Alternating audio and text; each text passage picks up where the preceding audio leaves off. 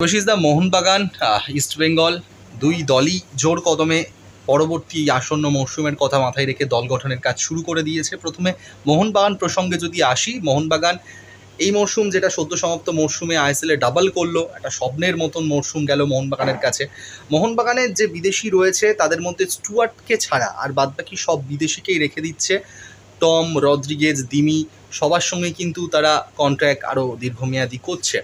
তো এই সিদ্ধান্তটা কতটা সঠিক, নাকি মোহনবাগানের উচিত ছিল যে যেহেতু এই মরশুমটা তারা এই ফুটবলারগুলোকে নিয়ে একটা কামাল করে দেখিয়েছে, এটার থেকে আরও এক ধাপ এগিয়ে যাওয়া কি উচিত ছিল, নাকি এটা পুরো সঠিক সিদ্ধান্ত? কি মনে হয়, বিশ্লেষণে আপনি কীভাবে করবেন? না, আমার যেটা মনে হচ্ছে ডিফেন্সে যে দুজনকে রেখেছে, টম রদ্রিগেজকে রেখেছে, একদম দারুণ ডিসিশন।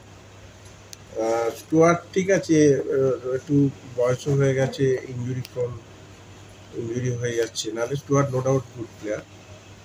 বাকি ম্যাকলারেন ঠিক আছে, কিন্তু আমি যেটা বলবো দিমিত্রি অ্যান্ড কামিন্স, ঠিক টাইমে দিমিত্রি কিছু গোল করেছে, কামিন্স কিছু গোল করেছে, ঠিক কথা, কিন্তু সেটা এই গুড টাইমের মধ্যে যে ভালো সময়টা মোহনবাগানে যা গেল লাস্ট 24-25-এ তার মধ্যে গেছে।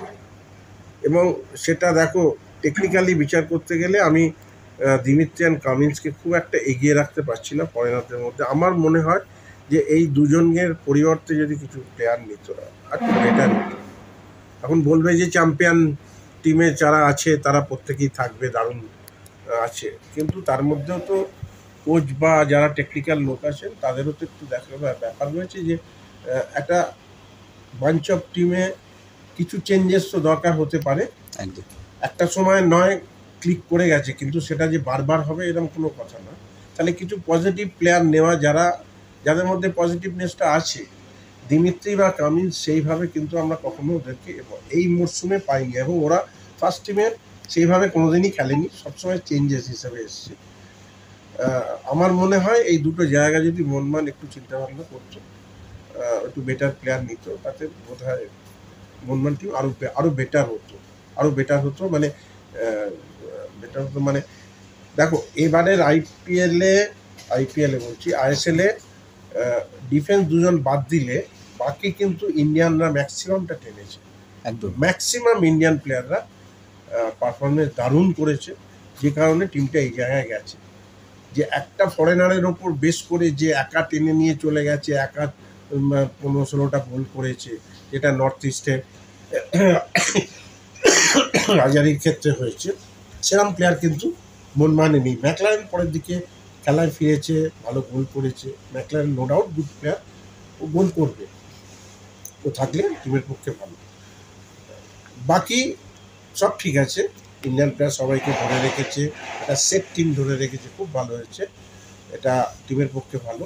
কিন্তু আমার মতামত যেটা, যে ওই দুটো প্লেয়ারের এগেনস্টে যদি আরও একটু বেটার প্লেয়ার নেওয়া হতো, আর একটু কম বয়সী, আর একটু মানে একটু প্লেয়ার নেওয়া হতো, কোয়ালিটি প্লেয়ার নেওয়া হতো, এটা বোধ হয় বেটার হতো। আরও একটা কথা রয়েছে যে তুমি বলেই দিয়েছো যে ইন্ডিয়ান ব্রিগেড চমৎকার পারফরমেন্স করেছে, নো ডাউট এটা। তবে আমরা যদি দেখি সাইড ব্যাকের কথা বলি, শুভাশিস আর আশিস রায়, দীপেন্দু বিশ্বাস রয়েছে মাঝখানে, কখনো সাইড ব্যাকেও কোচ ইউজ করেছে। কি মনে হয় যে ইন্ডিয়ান ব্রিগেডের মধ্যেও কি কিছু চেঞ্জেস প্রয়োজন ছিল, নাকি ইন্ডিয়ান ব্রিগেড ফাইন? তো থ্রু আউট দ্য সিজন ভালো করেছে, ইভেন গিয়ে 6টা গোলও করেছে। একদম, তো ন্যাচারালি শুভাশিস ঠিক আছে। হ্যাঁ, সাবস্টিটিউট লাগে, ইনজুরি হতে পারে, কার্ড সমস্যা হতে পারে, সাবস্টিটিউট লাগে, সেটা নিশ্চয়ই কোচ বুঝেছেন, বা টিমের যারা টিম করছেন তারা জানেন, সেকেন্ড লিস্টে আছে। আশিস রায় একই অবস্থা, আশিস রায়ের জায়গায় ওখানে দীপেন্দু খেলছে। তবে আর একটা বোধ হয় সাবস্টিটিউট হলে ভালো হতো, বাঁদিকটা শুভাশিসের জায়গায় কিন্তু সেইভাবে কেউ নেই। আশিস কুরুনিয়ানকে মাঝে মাঝে, কিন্তু আশিস কুরুনিয়ানের ডিফেন্স পার্টটা অতটা ভালো নয় শুভাশিসের মতো, যে কারণে অসুবিধে হলেও হতে পারে। তবে দেখো সব কিছু তো আর 100% মানে ঠিক হয় না, কিছু না কিছু থেকে যায়। তো এই ছোটো ছোটো জিনিসগুলো আছে, এগুলো আমি মনে হয় কোচ এগুলো ঠিকঠাক করে নেবেন। জুনিয়র ছেলে কিছু আছে, তাদেরও নিশ্চয়ই সেট করে নেবেন যারা টিমের সঙ্গে প্র্যাকটিস করছে।